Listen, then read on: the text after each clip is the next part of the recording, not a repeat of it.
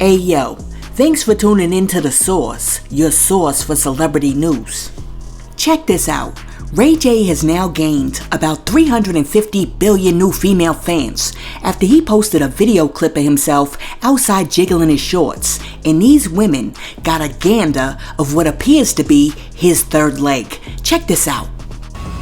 Alright, yo, always keep some lotion on. The mosquitoes gonna try to bite my ass with these, but listen, make sure y'all watch the Miss Pat show. It's called Miss Pat Settles It. The shit is lit. It's the dopest show out. Yo, you don't want to miss it. Ray J is hilarious. Well, anyway, after he posted that clip, a whole bunch of people came in the comment section because they had something to say. And one person said, "That cannot be real. I don't give a F. That's not real." And then somebody else was like, "This ish is not his. Ain't no way." And then somebody else was like, "Chow, we seen the tape. It ain't that darn big."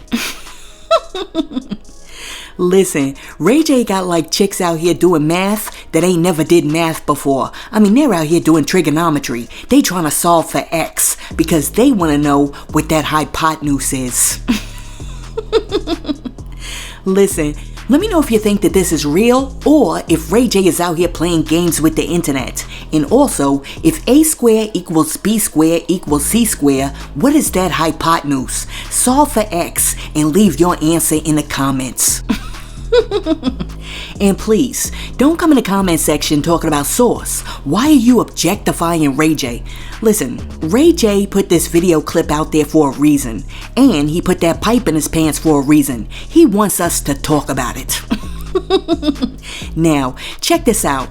First, Herbo and Southside got real disrespectful when they were doing an interview with like Funny Marco. I mean, they threw his hat, they broke his watch. I mean, it was off the hook. And now, Herbo is out here getting real testy with another interviewer.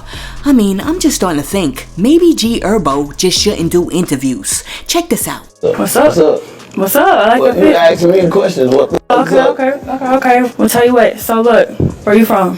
Chicago. You know where the f*** I'm from. How am I supposed to know that? Man, you know where I'm from.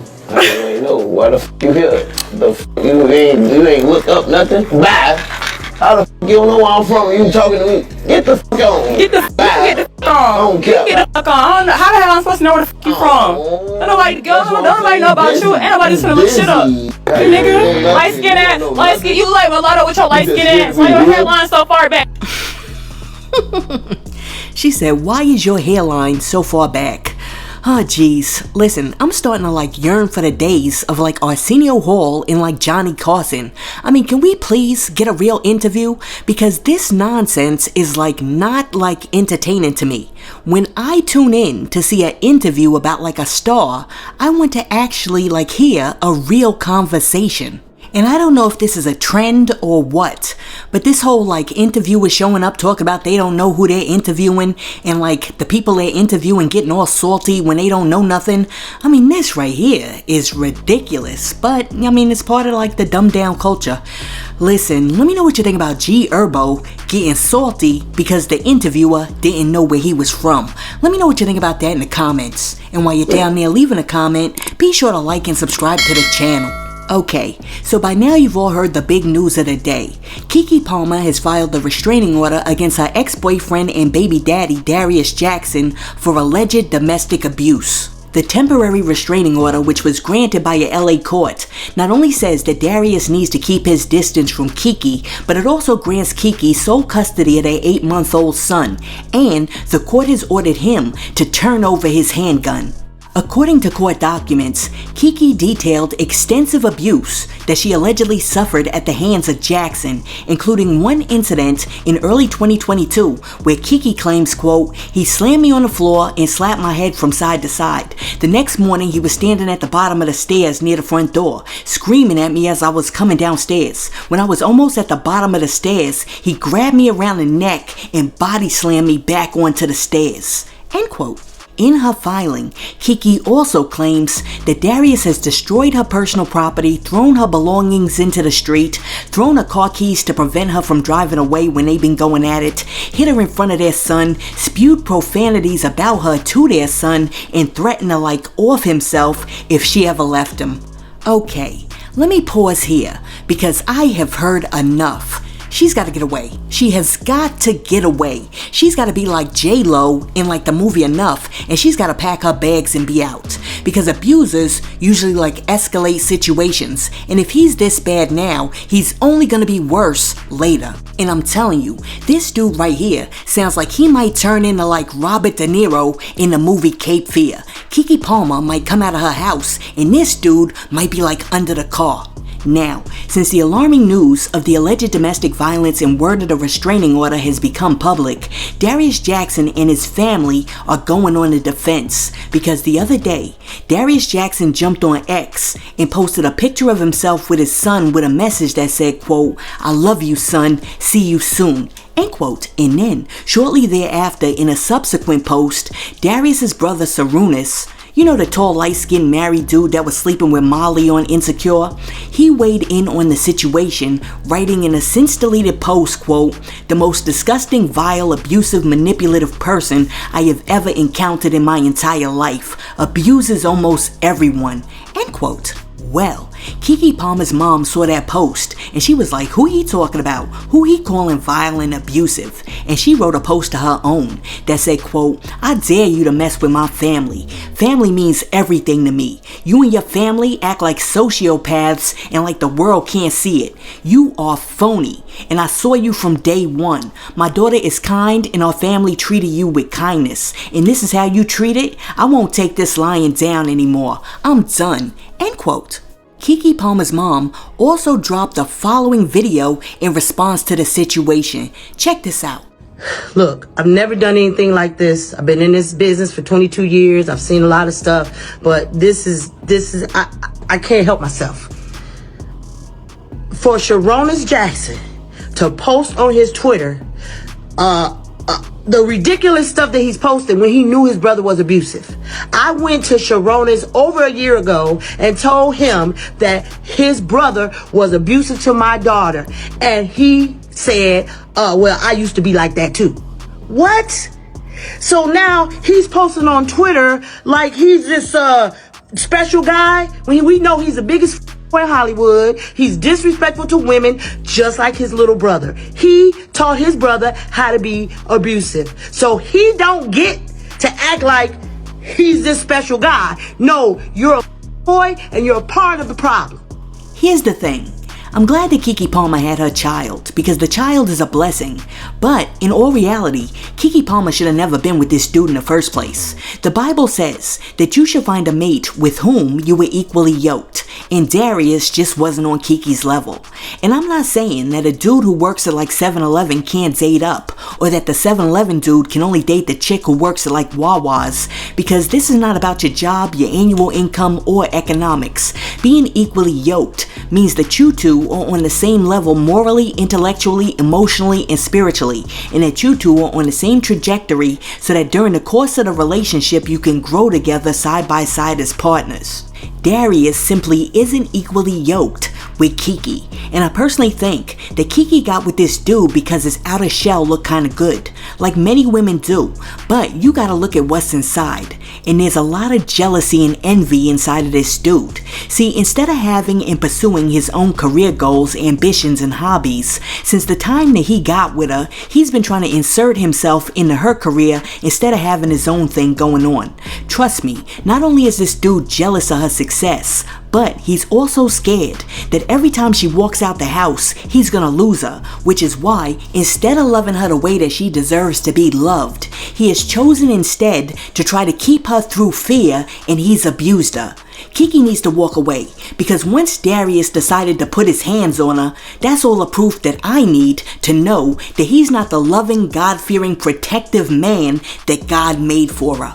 Now, please don't get me wrong, because I'm not saying that any of the choices that Keke Palmer made gave Darius license to put his hands on her. But what I am saying is that when looking for a mate, we've got to be very discerning when it comes to the partners that we choose. And we also need to understand that a punch to the face is not an alternative way of saying I love you. People, the first time that a man or woman abuses you, you need to act like a basketball and bounce. Because the first hit is just a precursor to what's coming next. I mean, I'm just glad that Keke Palmer had the wherewithal and ability to get help. And I hope she stays as far away from this dude as possible. Yo, let me know what you think about Keke Palmer putting the temporary restraining order on her baby daddy Darius Jackson. And also, let me know what you think about Keke Palmer's mother calling out Darius Jackson's brother Sarunas and saying you're the one that taught your little brother how to be abusive. Let me know what you think about that in the comments. And as always, the internet has come up with its own response for Darius Jackson because somebody has gone to Saucy Santana and asked Saucy to run the fade on Darius Jackson on Keke Palmer's behalf. And Saucy Santana responded by saying, quote, "So apparently y'all want me to fight Keke baby daddy?" End quote. Oh my goodness, the internet is such a special place. Now, peep this. Cardi B has dropped a new collab with guess who? Patti LaBelle. Check this out.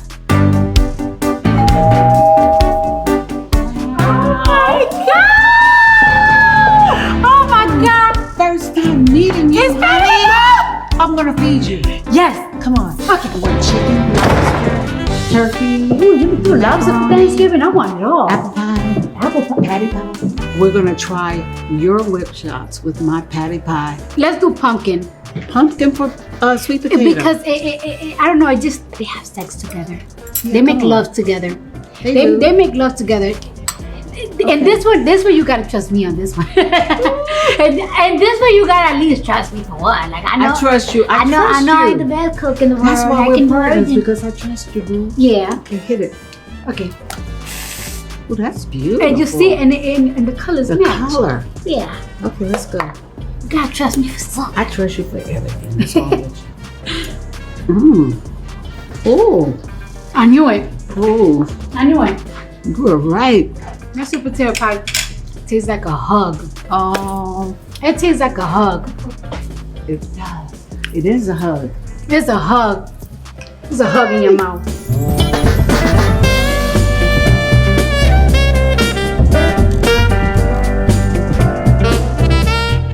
Listen, Cardi B is the only person who would say that like putting two different foods together is like they're having sex in your mouth. I mean, now this chick is gonna have me like thinking like whenever I'm eating, do I really want the greens to have sex with the yams? Do I really want like the steak to have a menage a trois with the rice and the macaroni? I don't know. For some reason, after watching that spot, I feel like I want to watch like a few episodes of The Facts of Life and Different Strokes. I don't know, it just put me in that mood. And I think that Cardi and Patti might just be on to something. I mean, they might need to just make their own sitcom called Cardi in the House. Because I think I might watch that. Would you watch that? Let me know in the comments. And I'm telling you, it might benefit some of these kids. Because do you remember how excited we used to be to get home and watch The Cosby Show, A Different World, and Living Color, Living Single, and Martin? I mean, the next day, we would all be in school like slapping each other in the back of the head, talking about, homie, don't play that. Listen, these kids really do need some wholesome entertainment like that. Now, check this out. An artist whose name has not and will not be disclosed decided that for hip-hop's 50th anniversary, he or she was going to immortalize rappers like Biggie, Jay-Z, Papoose, and Fabulous, and a few others in a mural on the side of a wall in Brooklyn. And when Fabulous saw the completed artwork, he was so unimpressed that he jumped online and he was like, nah, what block is this? We gotta knock this wall down. Check out the mural. First mural in hip-hop history. I can't believe it. Why would y'all do this to Fabulous? This is really supposed to be Fabulous? No, some random Brooklyn nigga. Please stop it. Oh my God, Most Def. No, this is actually Andre 1500. Most Blind. Oh my God, this is supposed to be Papoose. He looks like a villain in Def Jam Fight for New York. Look like I don't know who D-Sean is. Oh my God, Big Daddy Kane, Big Daddy Crunch. No. This is really supposed to be Jay-Z. He Boy, really looks like he looks like he belongs in Planet of the Apes. This is actually Biggie. It kind of looked like Biggie. I'll give him that. But what the fuck is this? What the fuck is this, Brooklyn? Yes, what in the world is going on, Brooklyn?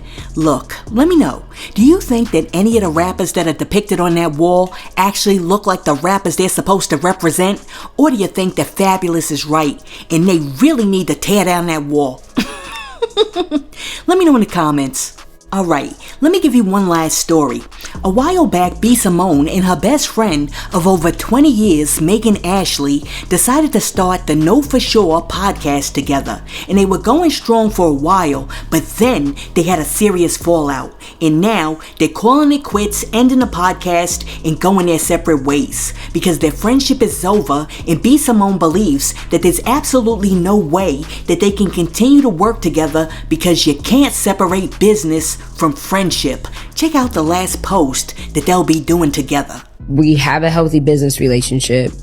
Our personal relationship affects our business relationship, but our personal relationship isn't a focus. But do you see what I'm saying? No, I do understand what you're saying, but I'm saying the point of going to therapy is to hopefully mend that. It's going to look different. I don't feel like it's going to be exactly the same. We went through so much. We're two totally different people. It can still be mended in the midst of therapy, but I do feel like the focus is the purpose. And I feel like our focus is Know For Sure. Do you get what I'm saying? Yeah, we just see it too differently. Know For Sure happened because of our friendship. At the end of the day, we weren't two strangers that came together and decided to do a business.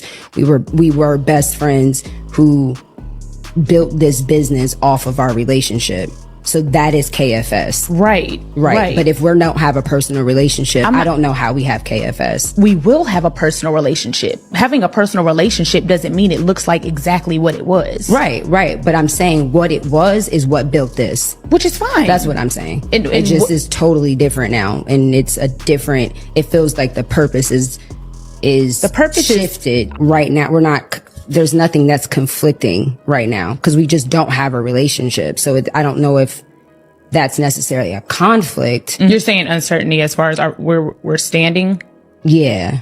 It just feels very uncertain. Really? Yeah. Even with like me saying this is how I feel, this is like being very upfront with that? As far as what? Our conversations and stuff. Like, do you feel like I'm not clear when we have dialogue on where I stand? Or I feel like, without trying to divulge too much, I feel like in recent conversations, you've been very clear about wanting a business relationship only. Right. So, and I think that that's going to be very difficult to navigate. Listen, I hate the fact that these two doing a podcast together actually effectively ended a 20-year friendship. Friendships are hard enough. But when you couple friendship with the workplace, that right there can be very difficult. You can only work with certain friends. You can't do it with just anybody. Really think about it. Would you be able to work with your best friend? Or do you need that church-state separation? But with that being said, is it just me, or does it seem like Megan Ashley is really trying to work on the friendship, but B. Simone is just putting that wall up? I don't know. Listen, this is very tough. Female friendships are very interesting. But here's my question, because Megan said something very interesting, because she was talking about therapy. Would you go to therapy with your best friend? I heard of marriage counseling, I heard of family counseling, but friend counseling? I don't know. Would you do that? I like easy friendships. I don't like the friendships where if you don't call a person back in 10, 15 minutes, they're calling you what's wrong with you? You got an attitude? No. I like friendships where if I don't see you for 5, 10 years and we run into each other on the street, it's we never missed a beat. That's what I like. Easy. Listen, let me know what you think about B. Simone and her best friend basically allowing podcast politics to come in between their friendship. Let me know what you think about that in the comments. And hey yo, thanks for tuning in to Celeb Source, your source for celebrity news. Be sure to like and subscribe to the channel. Peace.